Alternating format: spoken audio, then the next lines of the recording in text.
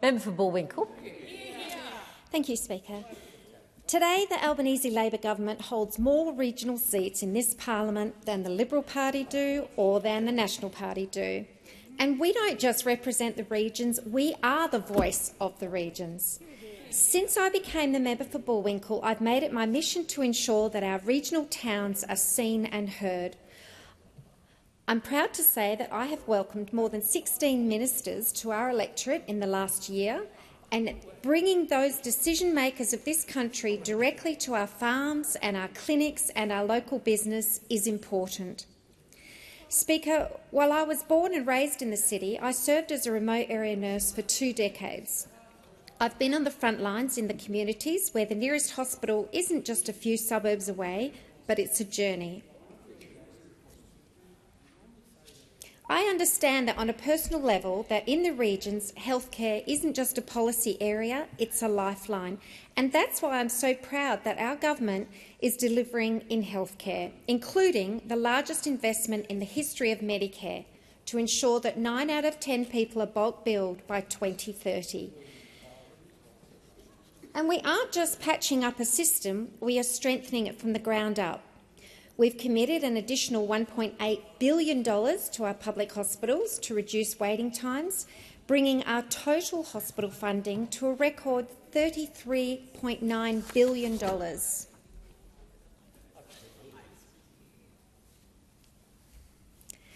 In Northam, I had the honour of opening up our Medicare mental health urgent care clinic, which has already become a pillar of the community there. Just 40 minutes up from the regional town, in the peri-urban township of Mundaring, we've opened the new Medicare urgent care clinic, which has already, in the last couple of months, seen over 1,600 visits. This is a fully bulk-billed urgent care clinic located right on the highway artery that serves our electorate and those people in the regional areas. By June 2026, 47 of the 137 urgent care clinics will be in regional areas, providing the quality care that our families deserve. But clinics, of course, are nothing without the people that staff them, and attracting professionals to the regions is a long-standing challenge that we acknowledge. That didn't just happen overnight, and it won't be fixed overnight, but we are making the biggest investment in decades. For example, we have waived HECS debt for doctors and nurses who work in our regions for 5 years. We've provided over $600 million to grow our health workforce, supporting hundreds of scholarships for nurses and midwives. And we are funding a record cohort of GP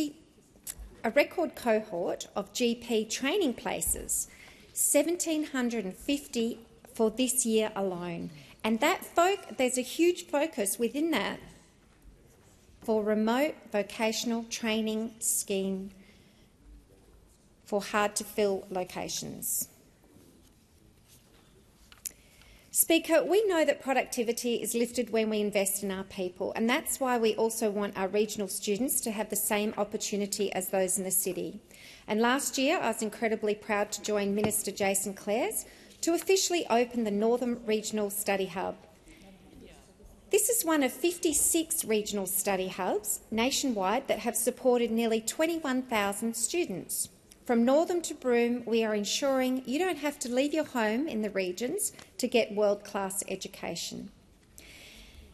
And we stand with our primary producers. In York, I recently walked the farms with Agriculture Minister Julie Collins to meet with grain growers who are dealing with the high cost of diesel and fertiliser.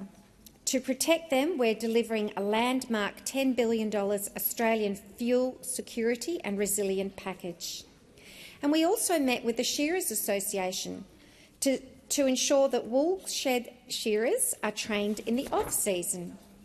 And of course, beyond that, cost of living measures relief, tax cuts for everyone, capping PBS medicines, 1-800 Medicare, and doubling the Roads to Recover funding to $4.4 billion, with 85% of that funding going to regional areas. And we're fixing the telecommunications digital divide through our $1.1 billion Better activity plan, bringing fibre upgrades to nearly 1 million regional premises. Time.